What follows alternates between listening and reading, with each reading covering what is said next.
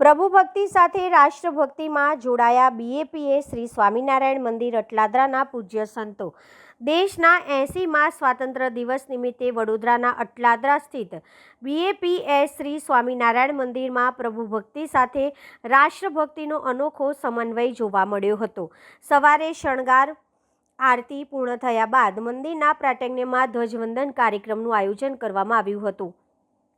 મંદિરના પૂજ્ય સંતોના સાનિધ્યમાં હરિભક્તો, બાળકો અને મોટી સંખ્યામાં ભાવિકો ઉપસ્થિત રહ્યા હતા। સૌએ મળીને રાષ્ટ્રધ્વજ ફરકાવી તેને સલામી આપી હતી તેમજ રાષ્ટ્રગીતનું ગાન કરી દેશ પ્રેમની ભાવના વ્યક્ત કરી હતી। આ પ્રસંગે પૂજ્ય સંતોએ દેશની પ્રગતિ, સમૃદ્ધિ અને વિશ્વ શાંતિ માટે પ્રાર્થના કરી હતી। સાથે જ પ્રભુ ભક્તિની સાથે રાષ્ટ્રભક્તિનું મહત્વ સમજાવી દેશના વિકાસમાં દરેક નાગરિકે પોતાની જવાબદારી નિભાવવાનો સંદેશ આપ્યો હતો। સમગ્ર મંદિર પરિસર ભારત માતા કી જય, વંદે માતરમ અને જય હિન્દના જયઘોષથી ગુંજી ઉઠ્યું હતું। આધ્યાત્મિકતા અને દેશપ્રેમના સંગમ સાથે બીએપીએસ શ્રી સ્વામિનારાયણ મંદિર અટલાદરામાં 80મા સ્વાતંત્ર્ય દિવસની ગૌરવપૂર્ણ ઉજવણી કરવામાં આવી હતી। જય સ્વામિનારાયણ। આજે આપણા ભારત વર્ષનો 80મો સ્વાતંત્ર્ય દિન છે। તે નિમિત્તે આજે વહેલી સવારે અટલાદરા બીએપીએસ સ્વામિનારાયણ મંદિરમાં સંતોએ આરતીની અંદર પ્રભુ ભક્તિ અર્પણ કર્યા બાદ આજે રાષ્ટ્રભક્તિ અર્પણ કરવા માટે 50થી વધારે સંતો અને બહુ જ મોટી માત્રાની અંદર યુવકો, બાળકો અને હરિભક્તો અહીંયા ઉપસ્થિત થયા છે।